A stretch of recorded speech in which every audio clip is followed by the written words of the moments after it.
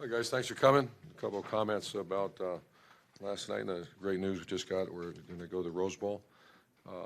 Hard to say I've ever been more proud of a group of players and people, not just players, but people, the way they demonstrated their resilience and toughness and love for one another. And I sent him a group text this morning. I look forward to seeing him again. And that was obviously a lot of respect for our opponent because, boy, did they play, and we knew they would.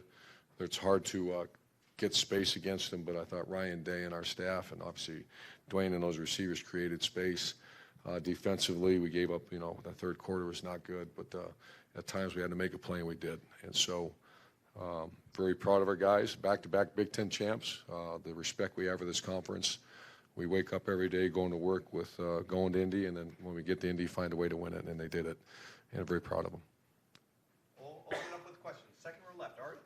Urban, you guys had been through a lot this year. You win your conference, you beat your rival, and then you go to the Rose Bowl. I'm wondering, with all the great things that have happened, what is your perspective on what the expectations are? What is the feeling in the locker room? Are you happy about? Yeah, they were. They were great, and I'm going to measure. I know I am, and I know our staff is. But the people who count, I want to make sure they are. There's so much pressure nowadays. I remember when I was at Florida, we lost the SEC championship, and our consolation was going to the Sugar Bowl. And the Sugar Bowl is the SEC's Rose Bowl, and 13-1 on record. And you just start thinking, my goodness, and here we are, 12-1. And we all saw what happened this morning, and I think the committee, obviously Gene's on that committee, and there's some great people on the committee. That was a tough job now. Those are three really good teams. I haven't really watched them, but I started watching some highlights, and they're really good teams, which were one of those great teams that obviously didn't make it, but, that's a tough decision to make. So I'm going to do the best I can, which is to make sure that this is an extremely positive experience because you're Big Ten champs. They're going to get a big old reign. Terry McLaurin's the reign chairman, so he's already told me he's going to make it as big as he possibly can. I'd rather it be smaller, but it's going to be a big one, and I'll make sure they enjoy it. What's your standard, though, for this program? Is this, if people want to talk, is this a successful season? Does this team need to make the playoff for you to be satisfied with where you're going?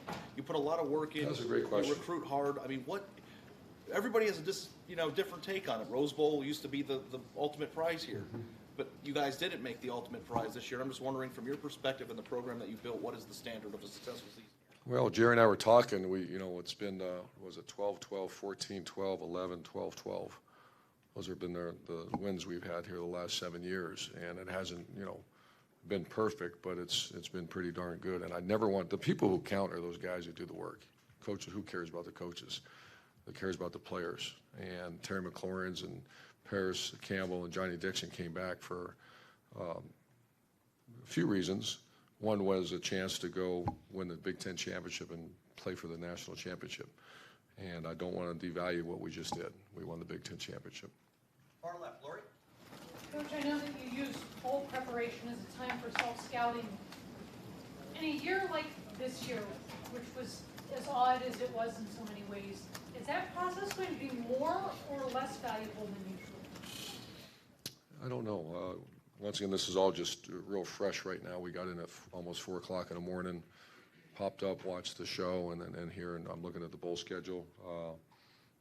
As we normally do, there's going to be some transition with the players moving on, and offense linemen, we lose 3. We're going to see how many lose the 3 top receivers, and then then there's always that NFL stuff that happens. So that I don't know yet. This is all too fresh right now. Do you think the Rose Bowl matters as much to people the age of Paris Campbell and Terry McLaurin as it does to people my age? I think so. I hope so. I don't know. I guess I'll find out. To Paris and those guys, yes, because I've already talked to them. But to Jeffrey Okudah, Baron Brown, and those guys maybe from Texas that maybe don't. I hope it does because my understanding it's the greatest bowl of them all is what many people who've been there have told me. Second row right, Rob. Urban, I don't know if have you had a chance to debrief or will you debrief with Gene over how things went? Will he reveal that to you? We usually meet tomorrow, and then obviously recruiting. He's been on the committee, so I don't see much of him. I mean about the committee and how it went down this morning. I think I know how it goes down, and plus he was recused, is that the right word? He was not allowed to be in some of those meetings. So, but I'm sure he'll share some of that with me. In looking at the results, the only thing that seems like you can point to is a bad loss. It kind of changes every year. It's a moving target almost, it seems like. Where do you stand on the weighting a bad loss versus a really good win? Where that should come You know, from? my father taught me that you never put your family, your career, your life in the hands of other people. And when you lose a game, it's in the hands of other people. It's very simple, don't lose.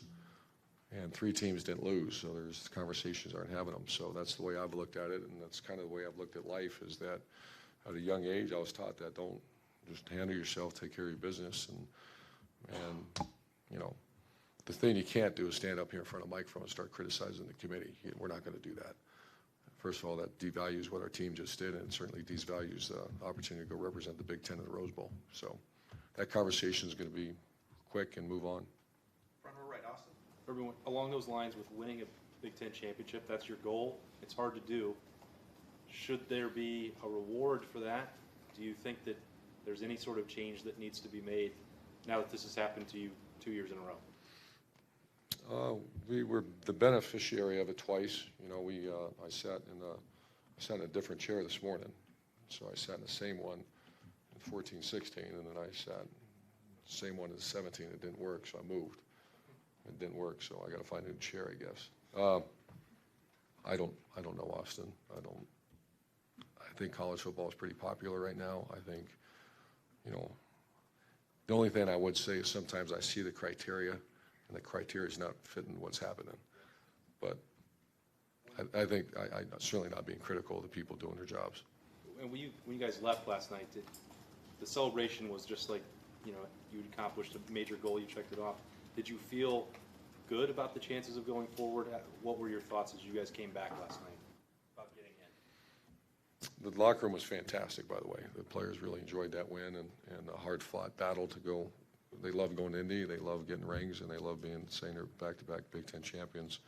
I was worried when I saw that Oklahoma, you know, I understood Texas ran a kickoff back and there was a penalty or something. Someone texted me. I didn't see it. But, you know, after the game, when I saw the score, you know, they beat a pretty good Texas team. Tim? Urban, what you were 8 through 12 years old when Ohio State went to the Rose Bowl 4 years in a row. I would think those are your very impressionable years. What do you recall of that, and how much the Rose Bowl meant then? And you know, they've only been back 3 times in the last 3 It's decades. unbelievable. Yeah. I do remember watching the Rose Bowl and watching the Rose Bowl parade, and you know, Woody Hayes and the great players, the Buckeyes going out there, and I can't remember, was it USC every one of those 4 years, or it seemed like every time I was on. UCLA won, you know. I got that visual of USC and Ohio State playing in the Rose Bowl as a kid growing up, and I'm sure everybody in Ohio does. But did you look forward to possibly one day being a part Dreamt of of it. Yeah, dreamt of it. And we came close a few times. I know at Florida one time I thought we were close to going, and then here in 14 I thought we were going. And there was one other time that I thought we were going, and we didn't. And no disrespect to the other bowl games because they're awesome, but the Rose is kind of the one that we've always looked forward to. Dwayne Haskins Jr., does he deserve to be in New York? He'll be in New York. I know, but as you look back on it now, what just jumps out at you about his performance? And Yeah, that's one of the best performances in the last 2 weeks in college football history, and I've been lucky. I've been there with Alex Smith. I've been there with Tebow 3 times. I kind of thought the other guys should have had a chance. I don't know why they cut that list. Usually they brought 5 guys, and now JT I thought should have went.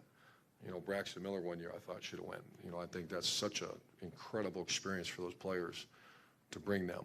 But he's going one way or the other. I'll fly him there myself. The way he played and his stats against those other quarterbacks, he's got to go to New York. I don't know if he'll win it. I don't know who's making those decisions. Far left, Doug? Urban, I mean, I think you're uniquely positioned to talk about this idea, and I know it's hard, but in the 3 years you guys haven't made the playoff, you were number 5, number 6, and number 7. Like, you're right there every time, right? Just the idea of the teams you had those years, this is one of those years, do you think it would make sense to expand in the playoff at all? Because you know these teams, and did you think, hey, this team is worthy of being able to compete for a title, let's go to more than 4? Maybe the best one of all those teams was that 15 team. You know, that was a last-second field goal in a rainstorm, and we didn't play particularly well that day, and we're kept out and beat a good Notre Dame team in the Fiesta Bowl. You know, I think you just got to look at the whole model will change. The college football model will change completely if you did that, if you start adding games just because of the student-athlete welfare, you know, because these are powerful, tough games you're going into.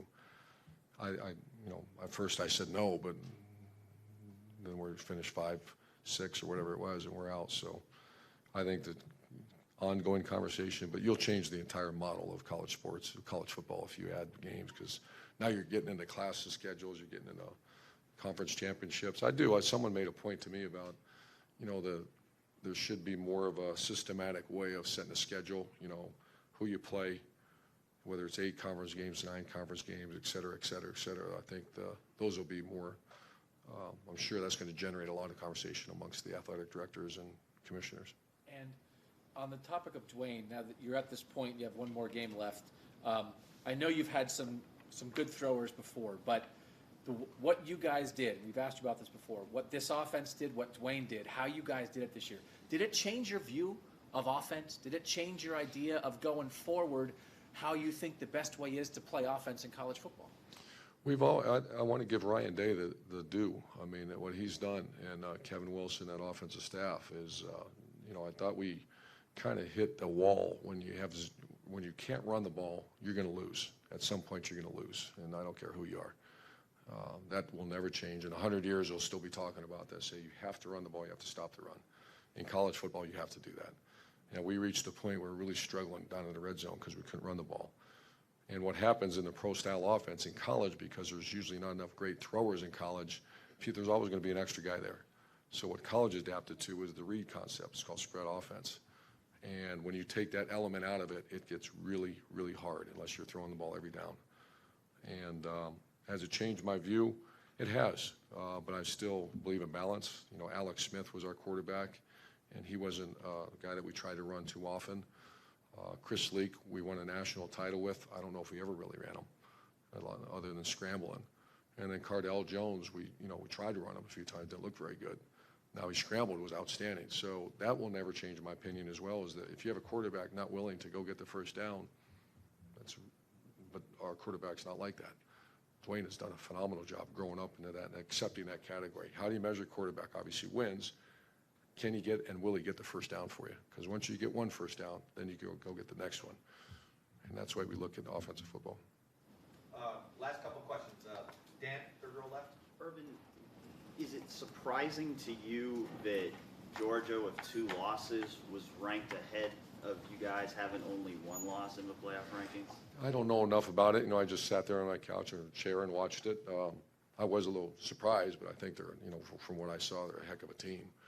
And like I said, Oklahoma, Georgia, and Ohio State are 3 great teams. Obviously, this is the second year you've been in this position where you win the Big Ten championship, think you might have a chance, don't get in the next day. Does this feel any different than it felt last year? I actually thought we were in last year. You know, I didn't really think that this year. I hoped, but I really thought, you know, we were going to go to the playoff last year. This year, just when I saw Oklahoma win over a very good team, I thought, you know, it's going to be hard to jump them. In front row right. Bill? Yeah, you said you were worried when you saw the Oklahoma score. Was there any thought about the game, if we do a 59-0-ish kind of thing with Wisconsin, did it change anything in the way you approached that game last night?